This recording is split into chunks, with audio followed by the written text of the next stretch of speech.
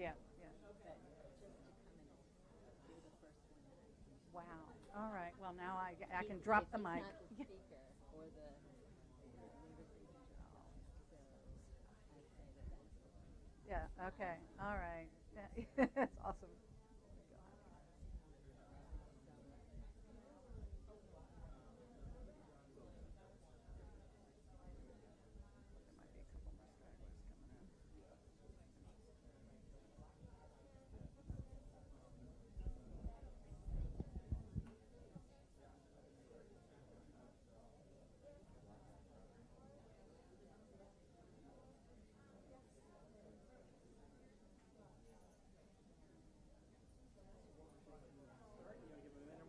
You can give it a minute more.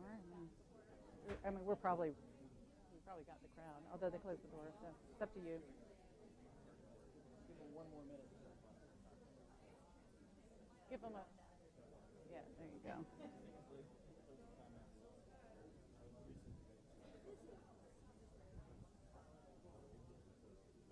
Joy said it. Well, it shows you that for people that understand the topic, understand the significance of the topic, yeah.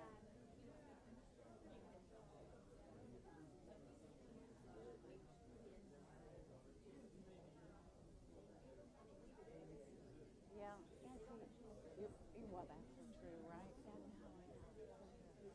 Yeah, yeah, yeah, yeah. They won't necessarily. Yeah, yeah. No, it's true. Yeah. No. I'm not sorry. It's fine. Yeah, go for it.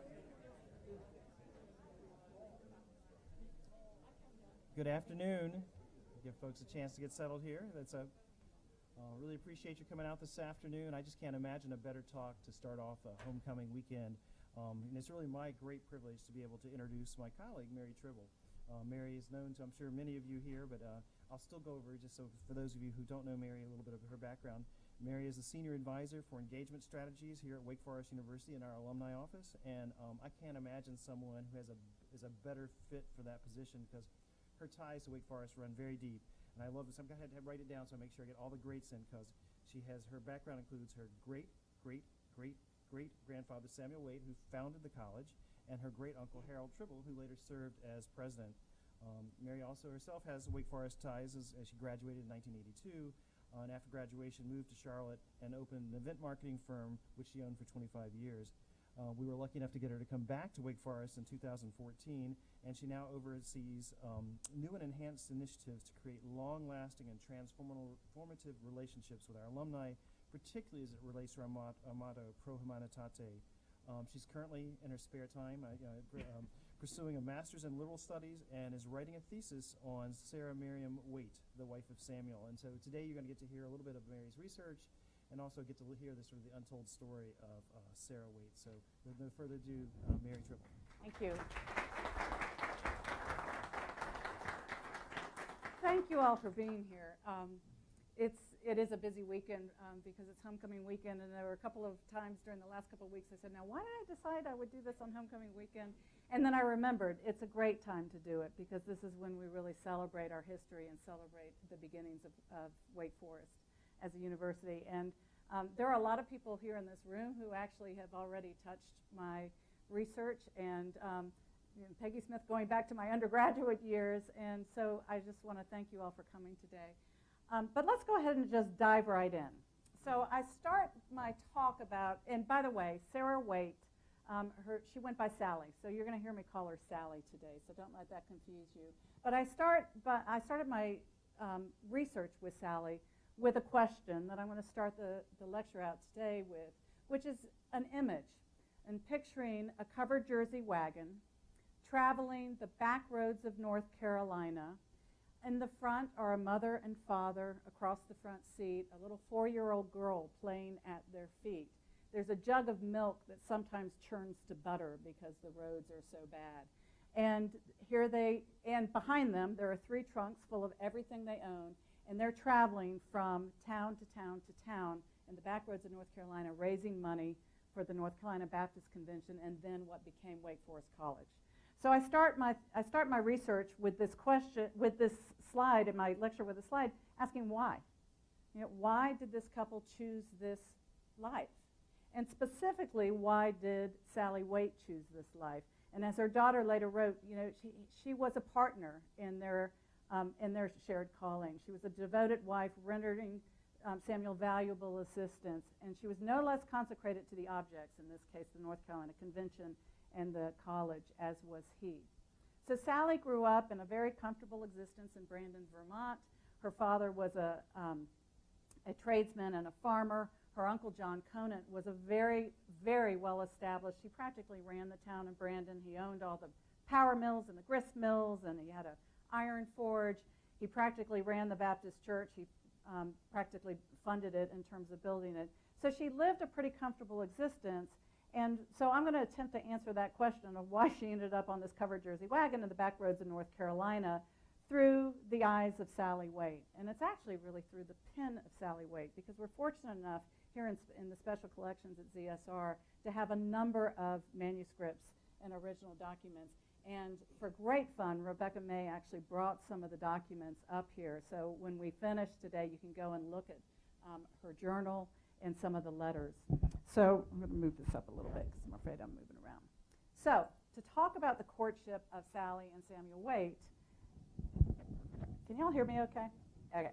To talk about the courtship of Sally Samuel Waite, you can't talk about it without talking about her conversion and her calling, because the three were really intertwined affairs of the heart, and one affected the other. And so we're going to talk today, we're going to start with talking about Sally's conversion. So she grew up in the Baptist church, but she also grew up in a time of the Second Great Awakening when revivals were just sweeping across New England, and people were having a very kind of emotional and experiential experience with their religion. So it all begins with her journal, and her journal is actually up here today. This is the title page of her journal, and for any researcher, it drives a stake in my heart that the title page says Sally Merriam's Journal Continued. Because there is no other journal in special collections. But what I really want to point out on her title page today are the 4 lines underneath her title, which becomes the theme for her journal. And what it says is, soon fades the flower, soon fleets the zephyr's breath, in the midst of life we tread the verge of death. Not a very upbeat sentiment to theme your journal around. And all throughout her journal, so her journal really is, it's a story it's filled with the rhetoric of evangelicals in the Second Great Awakening. It's a roller coaster ride of hope and despair and confusion and doubt. And she quotes hymns throughout the journal. And for the longest time, I did not pay attention to this title page. And I thought, oh, well, those 4 lines must be from a hymn. Until I think it was while I was taking Jake's class, I finally decided to look it up. And it actually comes from a poem called The Year. It was published by a guy named William Lee Pierce in 1813. And he was very young. He was only about 26 years old, so not much older than Sally. Sally was about 21, I think, when she starts her journal. She was 19 when she had her conversion. So The Year is this tedious, epic poem, pretty much outlining every event that happened in the year of 1812. Everything, from beginning to end. It's also a bit of a Federalist rant. It pays homage to George Washington, Alexander Hamilton, and some Federalist generals. But for the most part, it recounts a lot of tragic things that happened in the year of 1812.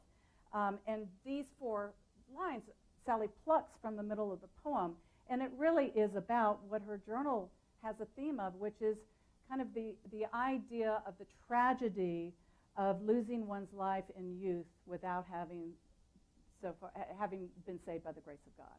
So that's kind of the overlying theme.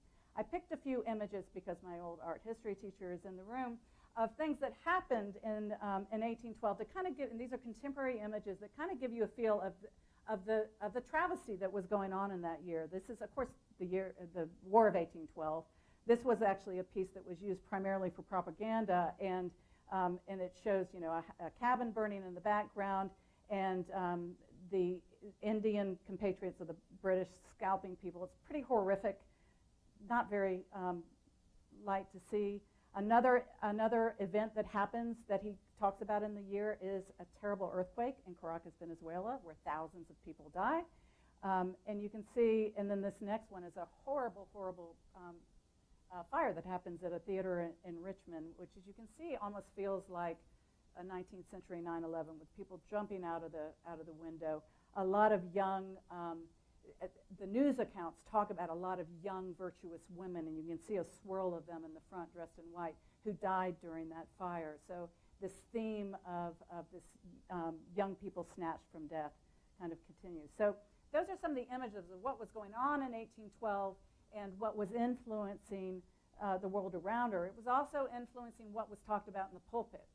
So a circular letter that was published in 1813 of the Vermont Baptist Association, of which Brandon Baptist Church would have been a member, actually cites all these same events that were cited in the year, but uses them as proof that we're in end times and that God's judgments are now abroad on this earth. And so, and by the way, so this was talked about in the pulpit.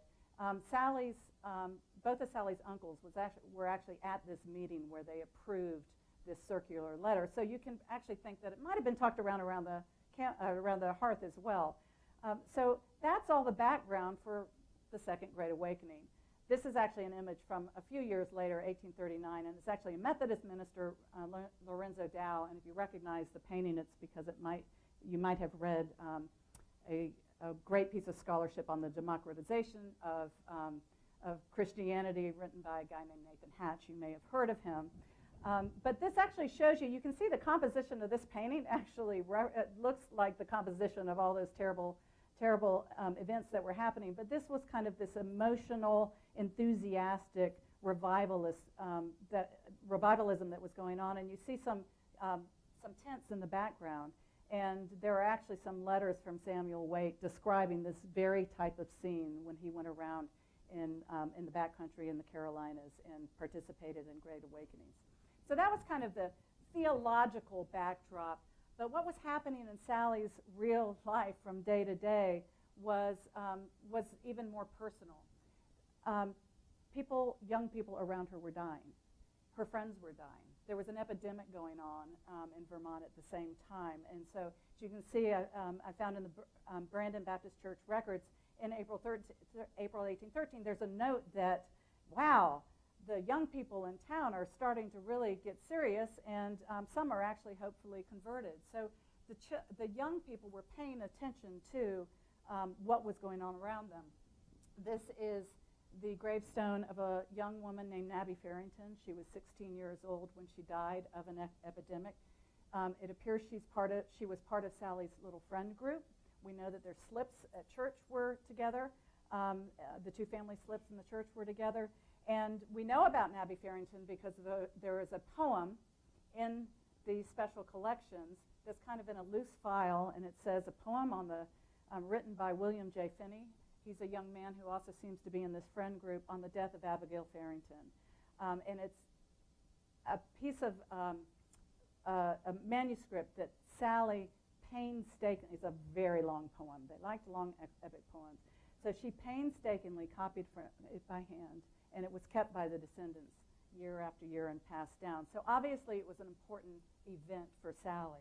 And sure enough, she tells it, so one of the lines in the poem is about the 6 fond mates that went down and marched in woe to grave the funeral bier. So this is from the poem at the time. But what we know is that Sally tells us this date's really important in her journal, because on April 3rd, 1813, that's what she describes as her spiritual birthday. So the morning of Nabby Farrington, her heart was cheerless and sad, and she had a load of sin upon it. But by that afternoon, how bright and resplendent shone the sun at 3 in the afternoon. So she writes about April 3rd as being her spiritual birthday throughout her journal and into her life. And in fact, we know from the Brandon Church records, a couple of months later, she actually confesses her faith up in front of the church and becomes baptized. but she doesn't think of her baptism day as her spiritual birthday. She thinks of the day of Nabby's funeral. So that's the backdrop of what's going on for Sally, and that's what inspired her conversion. Her conversion leads to her perceived calling of wanting to take the gospel out into the world. And indeed, in her journal, on her 21st birthday, she laments that she's wasted her entire life. She's spent 21 years doing nothing. Surely it's time to be about her master's business. She's asking for inspiration to figure out how to take this gospel forward. And as fate would have it, there's a woman that steps in named Anne Hasseltine Judson who really becomes Sally's Baptist heroine. Anne Hasseltine has a very similar background to Sally. She grows up in Bradford, Massachusetts, and she has a very similar conversion story to Sally. She's just a few years older than she. And she meets a guy named Adoniram Judson. Adoniram Judson has decided he wants to be a missionary to India, and they meet at her father's house. Sparks fly. They get married, and they actually become the first missionaries to Burma. And Sally starts reading about Anne Judson in all these religious tracts that are being published and disseminated through New England. So this quote from her journal is about the fact that she had just read a letter from Mrs. Judson that had been published from the Massachusetts Missionary Magazine. And you can see that she's already just captured by what's going on. Every bit of intelligence she thinks demands a new gratitude to heaven. So Anne Hasseltine Judson, they go off, Anne and Adoniram and some other couples go off to, they start off to India, they end up in Burma, another story. But as they go off, all the men are mentioned, so it's Adoniram Judson and spouse, it's Sam Newell and spouse. But by the time they get there and start sending the missives over, before we know it, Anne Judson is becoming kind of the heroine of this story. And you can see this is a portrait of her, and here she is in her beautiful silk with the palm tree in the background. You can probably tell, I'm sure every day in Burma was like this. I've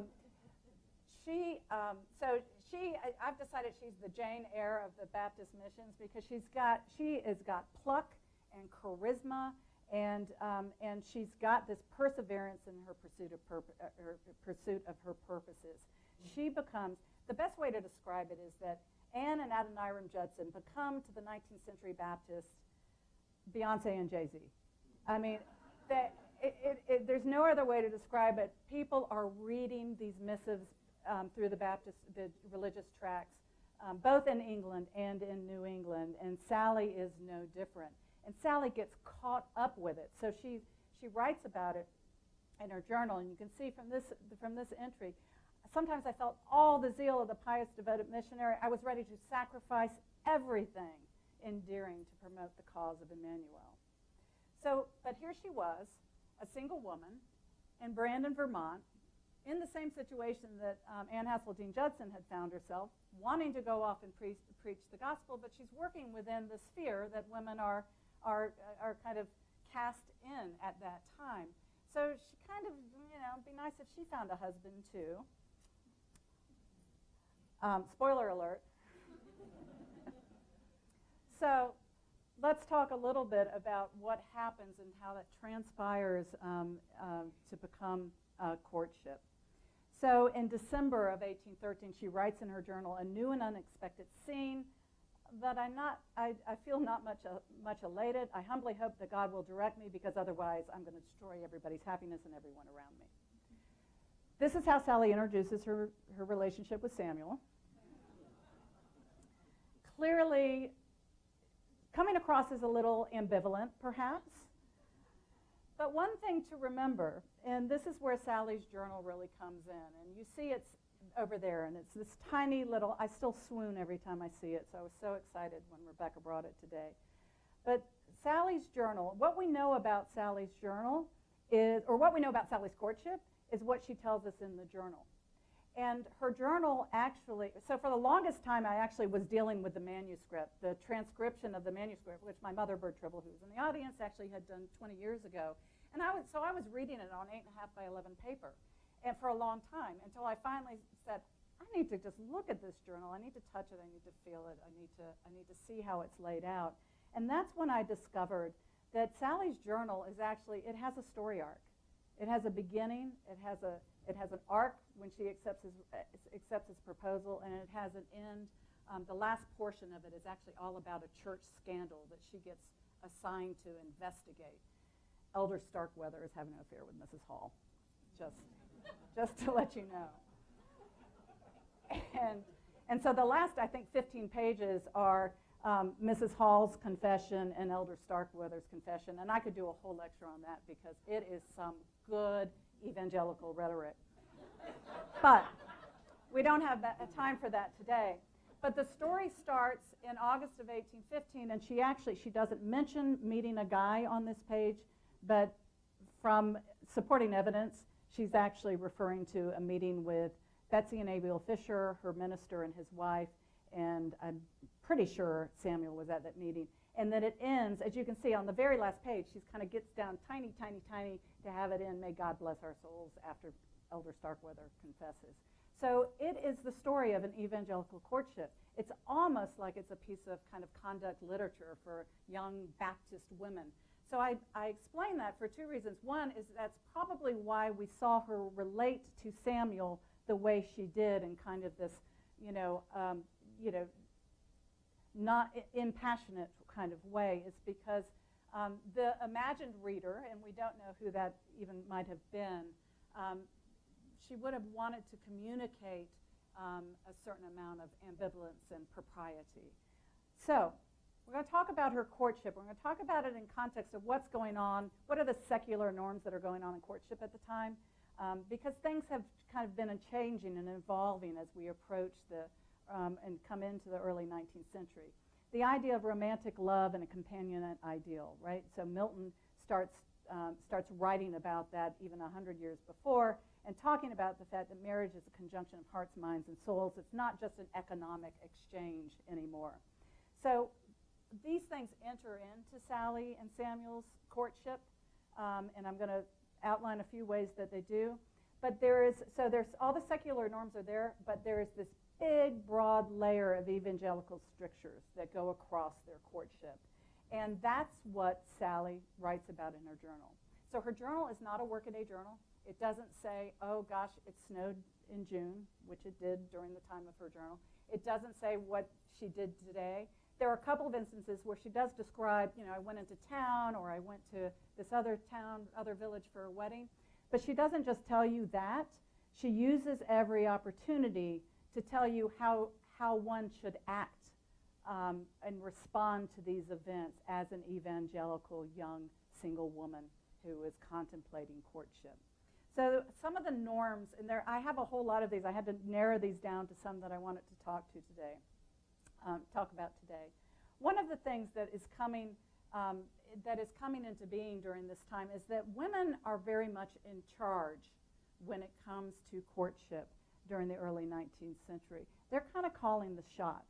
And it's about the only time in their lives they are in charge, right? They come from being the doting and loving, hopefully, daughter, and then they go to being a loving wife. But there's a period of time when they're in courtship that they kind of decide when the guy's going to come back. They kind of decide if they're going to court others, if they're going to actually, and in this case, Sally falls right into this.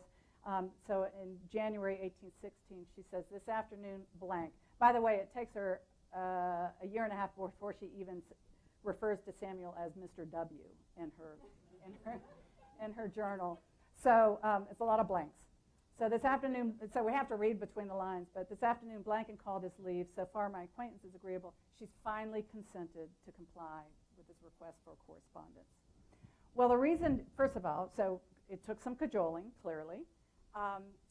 The reason he is asking for a correspondence, so Samuel has entered the picture because he has moved from nearby Tinmouth, where his family is, or White Creek at that time, I guess.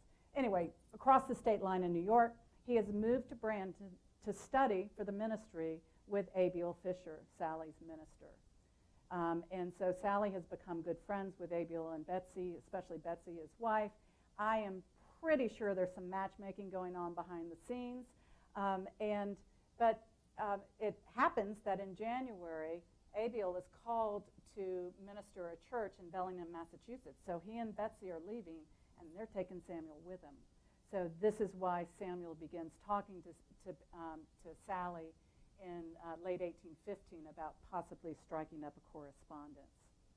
So she continues to be in charge for the next 18 months. I mean, she sends him away.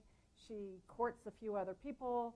She, at one point, she actually imposes what her friend Betsy calls an embargo, not allowing him to visit, which I think was because this was while she was courting someone else, but we're not sure.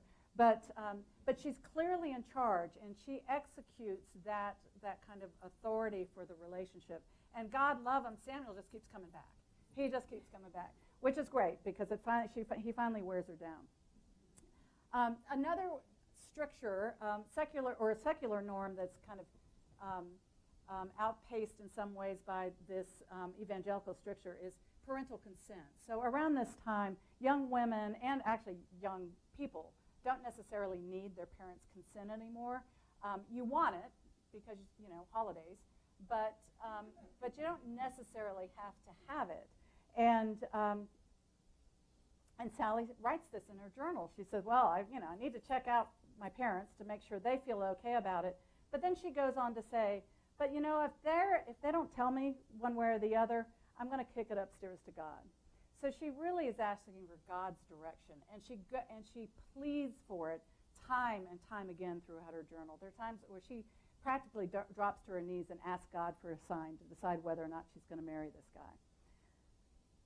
There's another theme that comes up time and time again in her journal, too, is weighing reason against passion. And this actually came up for Anne Judson. So when Anne Hasseltine met Adoniram Judson, and sparks flew, they got married, and they go across the ocean, and they become these famous missionaries. They had some detractors who were kind of doubting Anne's the authenticity of Anne's commitment, because they kind of accused her that she was choosing affection as opposed to duty. And so there were in fact, her biographer later spends a whole section of a chapter explaining no, she was not choosing passion, she was not choosing affection, she was choosing duty. And so that kind of plays into this reason versus passion. Another theme that comes up time and time again. And again, this is what she wants us to know. For all we know, after a day with Samuel, she goes back to the house and giggles all night with her sister Lydia. But there's no evidence of that happening in her journal. She's trying to conduct her courtship as a proper evangelical woman would. There are also a lot of high stakes in terms of this courtship. First is and this first entry is true for any woman of that time, right? The person you choose to marry, if you're a woman in the early 19th century, it pretty much determines how your life is going to play out, whether it's going to be pleasant, whether it's going to be economically fruitful, and so on. And Sally agrees with that. I mean, she writes a lot about the fact that it's for life, but for Sally, it's for eternal life, right? It's not just how she's going to enjoy the life here. It's how this choice will help her live out her spiritual calling and earn her eternal life. She also, around this time, is the stakes are really high in terms of being a minister's wife, because, and she's doubting whether or not she's up to it. Now, I will pause here to say that she was more than up to it. She's very well educated. We also have, there's another document or manuscript of Sally's that's not here in ZSR yet. It's in a Ziploc bag in my living room. It came down through the family, and Mom gave it to me about a year ago, I guess. Or I don't know, maybe she's just loaning it to me. I'm not sure. But in in this commonplace book, she actually, so this is a little book. It's kind of like an essay book, and Jake told me it's called a commonplace book, so now I know a lot more about commonplace books. But it was commonplace was a genre where educated young men and women would kind of work out their, and sometimes it was working out their ideological foundation, maybe socioeconomic kind of thought, cultural stuff, and or theology, and sometimes people wrote original essays, and sometimes they copied things into their commonplace. Copied into Sally's commonplace are 3 or 4 essays that really, one is on greatness, one is on death, one is on happiness, and it really lays out the fact that she actually has a really solid, educated theological foundation. She is ready for this marriage. She just doesn't think she is. And it's no doubt why, because this is a quote from a piece of conduct literature of the time. These are the strictures for a minister's wife. So a minister's wife needed to be, let's see if I can get it all, humble and mild, benevolent and candid, sedate, modest, and devout. She needed to withdraw inclinations from fashionable foibles and fashionable expenses, and if it lead her to activity in searching out and alleviating the wants of the neighboring poor, then she is a fellow laborer with him in the gospel. So that's a high bar that she felt herself required to be able to meet to marry Samuel. And so that led to a long, 13, 14 months of doubt and confusion. And it kept her up at night. So this is a whole year after, she agreed to have the correspondence with Samuel. She's tossing in her sleep, trying to find, she feels that she is a poor, weak, frail creature because she cannot decide whether or not she should marry Samuel Waite. Until finally it gets to the stage in the courtship that happens to most everyone, the awkward meeting with the in-laws. Sally writes in her, on Valentine's Day in 1817, she travels with Samuel to Teignmouth. She meets the in-laws, and she is, it goes on in terms of just how embarrassed she was. She was put on the spot. She was, being assessed as to her suitability.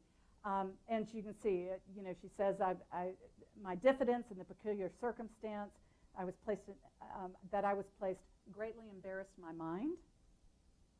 While there, I not infrequently wished myself alone in Brandon, that I might give vent to my feelings by a feast of tears. There is nothing Sally liked better than a feast of tears. She has them often and writes about them often in her journal. And sometimes there's nothing like dropping to your knees and wailing for God. And she did this often. And she was kind of felt trapped, being looked at and eyed over by these new in-laws or soon-to-be in-laws. But you can see by the end she felt a little less embarrassed, and she was more cheerful, and she's now not sorry she went. So this entry in her diary actually then leads to, just almost an embarrassing romantic admission that I now find myself under the influence of a very strong attachment. So there you go. This would be the only way one evangelical woman would write about this in a story of an evangelical journal. So just to surmise the stages of courtship, a new and unexpected scene, doubt, confusion, and despair, feast of tears optional, declaration of love, which, I think is like the story of any courtship. Some college freshmen might condense it into one fraternity party, but for the most part, but for Sally and Samuel, that was about an 18-month process. But it really was the only beginning. So when she finally said yes, it began what actually became a 13-year negotiation about what their shared calling actually would be. So Samuel ended up getting a church. He was ordained at Sharon, Massachusetts Church in June of 1818. He and Sally married 2 weeks later, and they spend their first year and a half, she being a minister's wife and he being the minister of this church. But we find out that they were negotiating a lot of different things while they were thinking about getting married. And we have a letter from Sally's mother to Sally a month after they marry, which reveals that they were considering becoming missionaries to either India or Burma. So Sally's mother writes this long letter about, oh, I walk into the living room and Sally's not there. Oh, I go to church and Sally's not there. She's just mourning the fact that her daughter has left. And then she writes, I have great reason to be thankful that at least you chose a life on the Atlantic shores, on the American shores, were you to cross the Atlantic and go toward the rising sun. Human society cannot stand the wreck that I would become. So Mom at least first go around, talked them out, or at least had a saying in how she felt about them going to Burma. They also actually considered joining a mission to the Cherokees. This is Humphrey Posey. By the time that Samuel's writing this letter, he's down in D.C. actually attending Columbian College, which is the first Baptist national, first and last, I guess. Well, maybe not, but Baptist National College. It later became George Washington University. And by this time, Samuel is kind of in the Baptist power structure, so to speak, and the Baptist missionary movement is really gaining speed, and frankly, he's getting pressure to choose a ministry. So they consider taking a mission with the Cherokees. They kind of decide against that, and then we find out in 1823 they reconsider Burma. And again, we know this because Mom writes her to talk her out of it. And she basically says, if God had meant you to go to Burma, he'd have given you better health. So, and she's right? I mean, we actually, Mom and I thanks Sally's mom all the time. That, you know, had she not talked her out of it, we might not be here today, and actually all of us might not actually be sitting in this spot today. But so this is, remember that picture or the painting of Anne Hasseltine in her pretty silk with a palm tree in the background? Well, this is an engraving from what it was really kind of like. And so Anne Judson has a little baby named Maria. Adoniram gets thrown into government jail. Anne takes Maria, travels the 3 or 4 days to the town where the jail is, sets up a shelter outside the jail walls and lives there with her baby Maria for 18 months, trying to secure Adoniram's freedom. So this is what it really was like in Burma. And it's about a 50-50 shot as to whether or not you would survive if you went to India or Burma. So Sally's mother was right, and they didn't go to Burma. But they spent, so the next 13 years, the first 13 years of the marriage, they spend 7 years of those apart. And without getting into all the details of where they are, for the most part, Samuel is either pursuing his education or pursuing ministry, traveling to little towns and collecting money for the Baptists. And Sally's just taking care of family. And by 1830, the toll of that is really coming to roost. So Sally writes to Samuel. By this time, they have 2 little children, little William Carey, who's named after the first Baptist minister to India. And little William Carey is a little over 1. And then Anne Eliza, the little girl, is 3 and a half or so. And she writes to him. She says, you know, this is Sally writing to Samuel. He's down in North Carolina collecting money for the Baptists and preaching. And she writes to him, you know, I really want us to have our own fireside and our own family altar. William Carey begins to say a few words. Ask him where his papa is, and he will reply, gone. Anne Eliza says, tell Pa I want to see him and kiss him.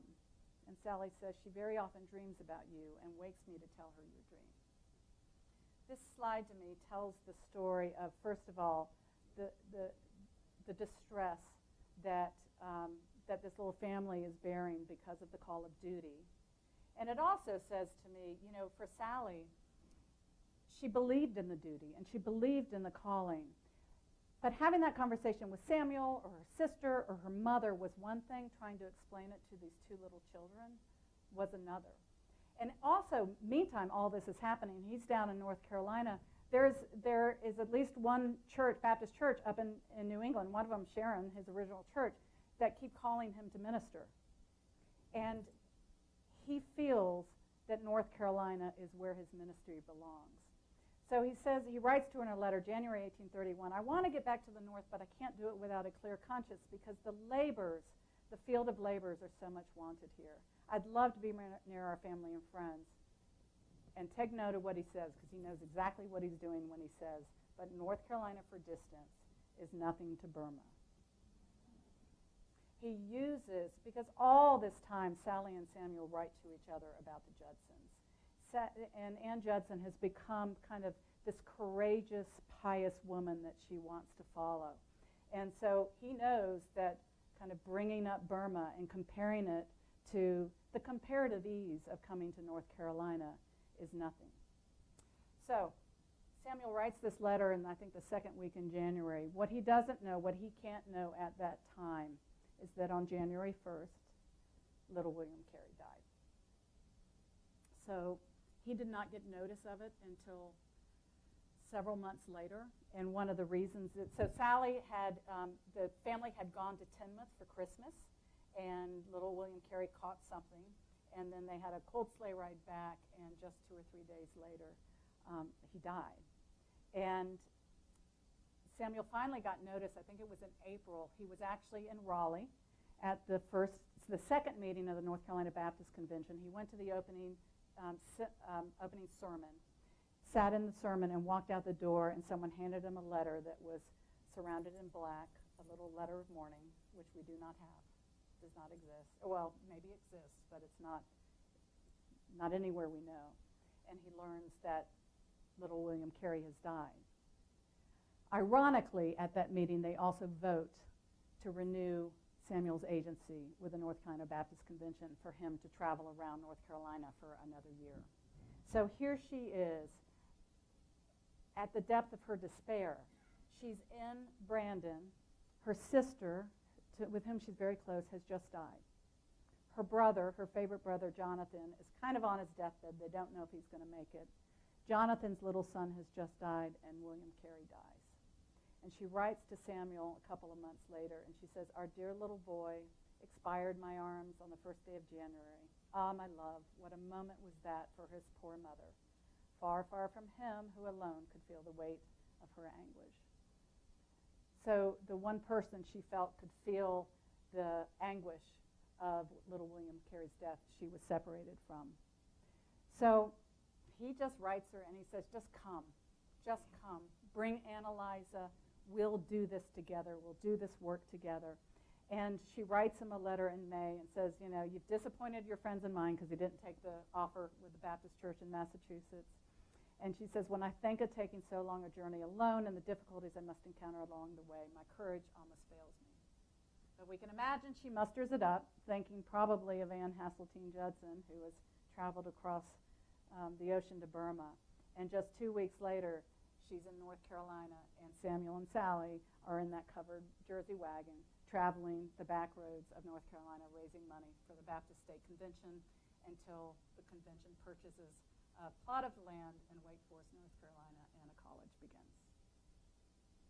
And that is the story of their courtship.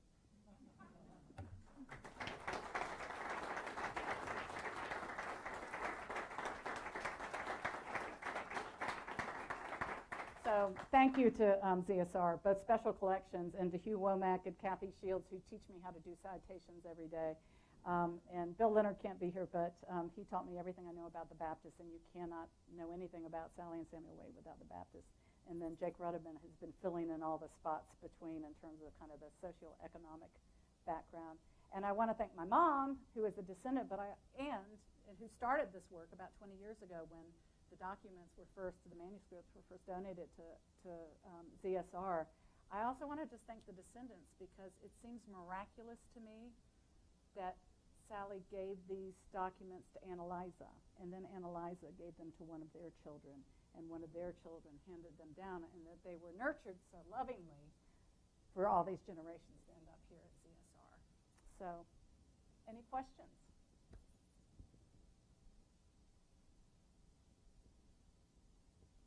Oh, come on. Church scandals? What do y'all want to know? I'll tell you a funny story. Oh, yes, good. Fine. Okay. Thanks. See, everybody wants to know.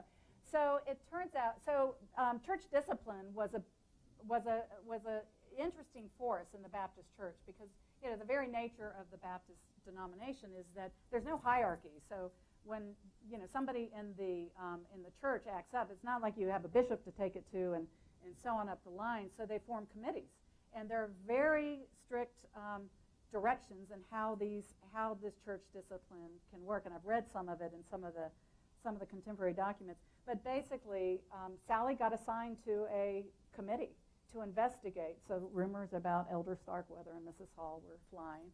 She gets put on a committee. I think so she's 20 years old when she's put on this committee with a couple of ministers from some neighboring towns and another wife from a neighboring town, which I think is a testament to how much she was respected in the church.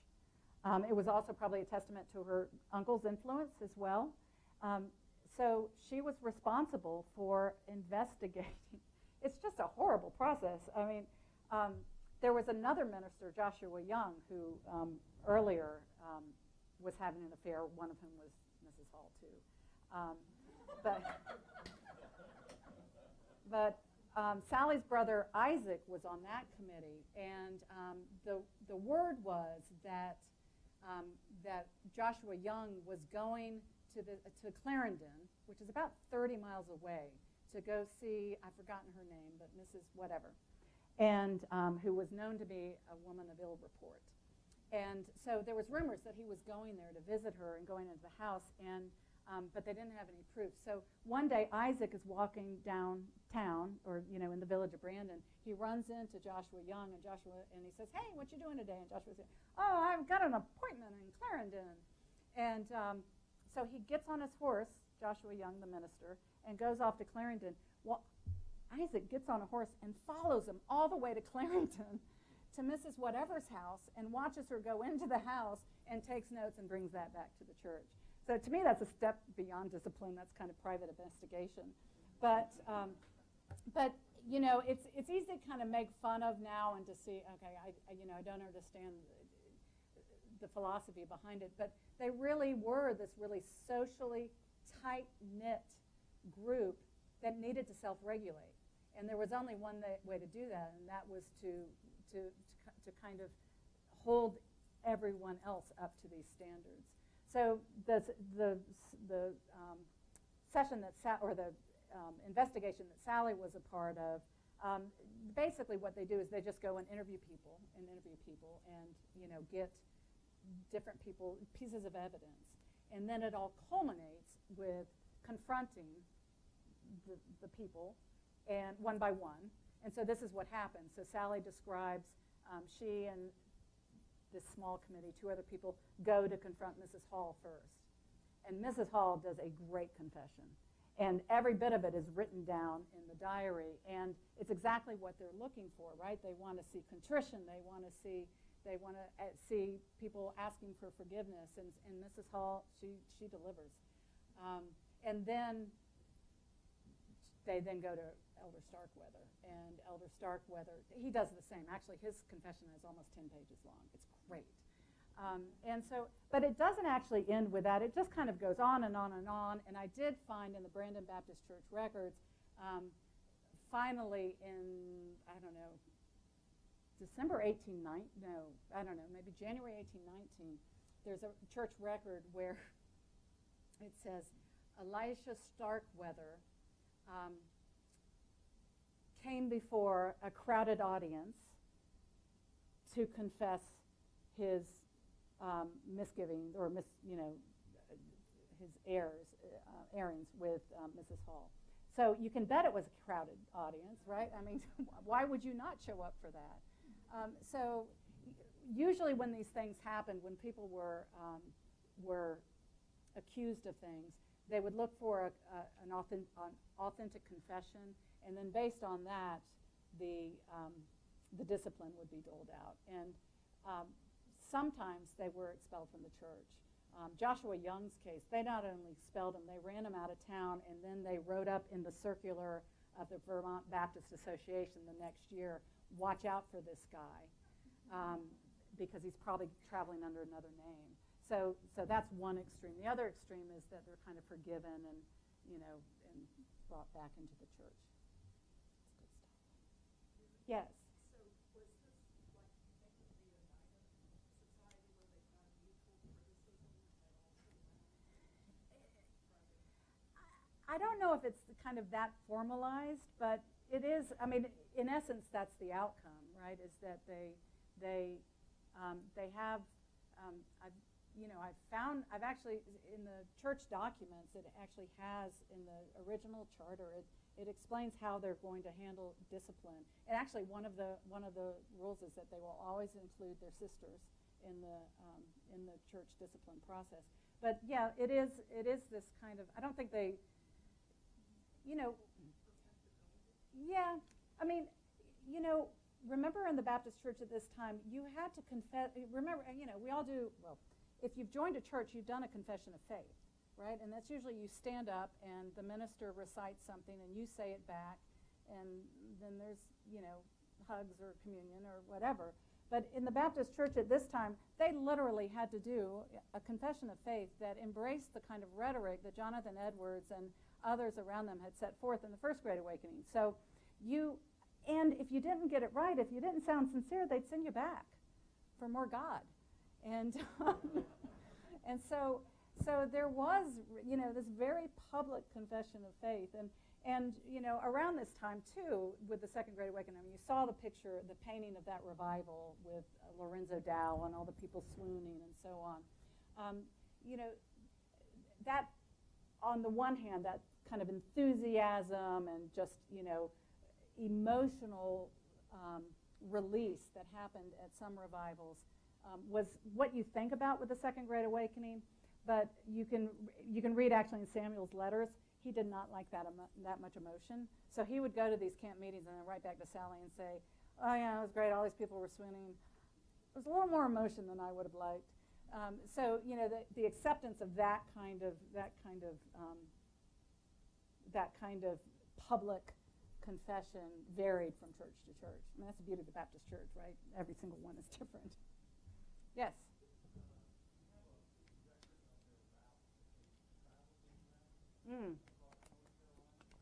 Well, yes. Yes.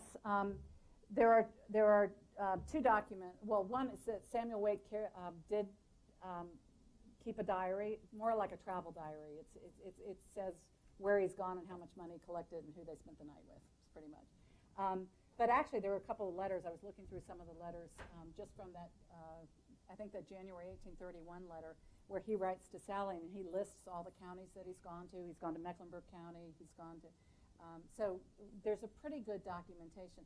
He would just ride up to a town, find a friendly Baptist, get them to gather people together, deliver a sermon, collect money, and depend on them for room and board for the night, and then move on.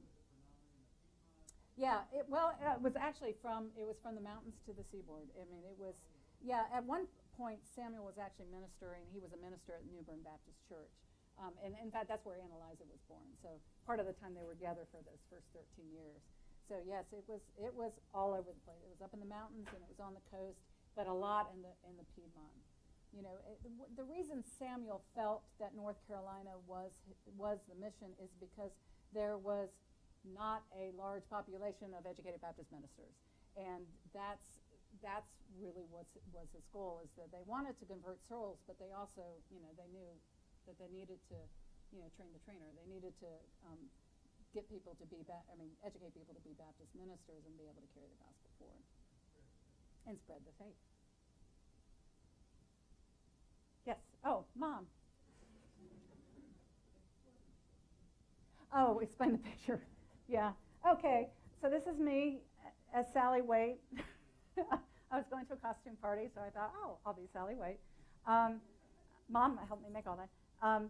This is actually, it looks like, so the portrait behind me in this picture, I'm holding Sally Waite's New Testament. The portrait behind me is actually her mother, Sarah Conant Merriam, who she and John Conant, and we figure John, her brother, who Sally's uncle, paid when an itinerant artist was going around, paid for these paintings. And Mom, you know the name of the artist.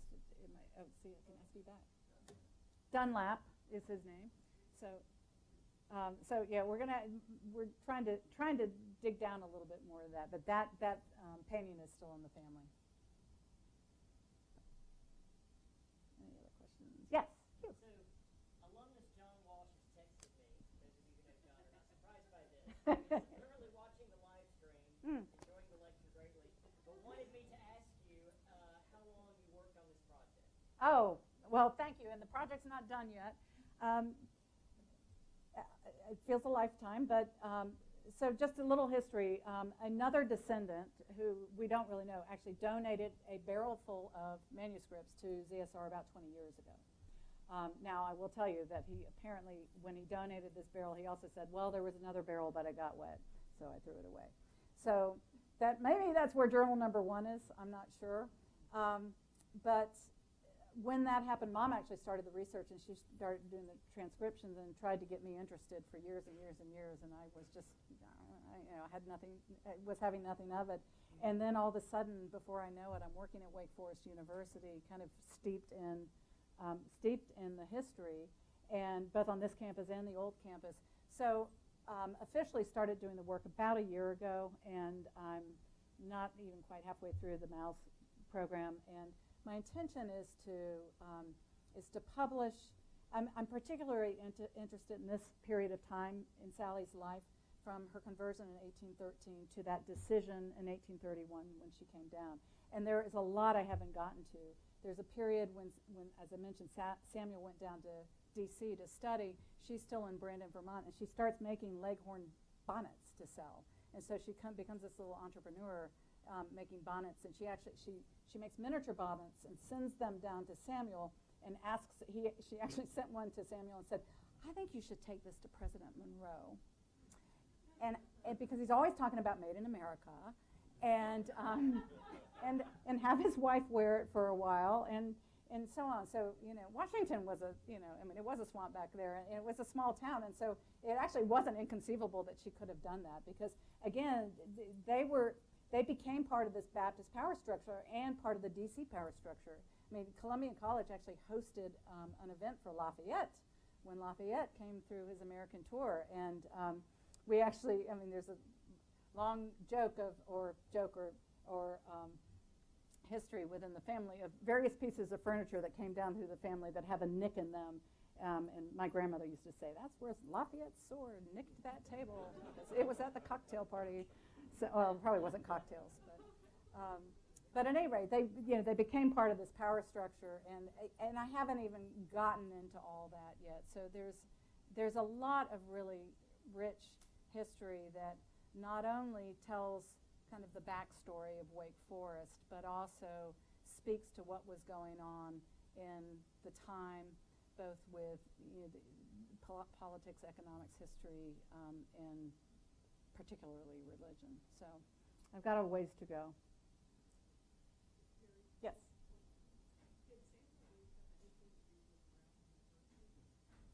Did Samuel Wade have any? No, I don't think so. I don't think there was any. I mean, he knew people who did, but I believe, did Luther Rice go to Brown?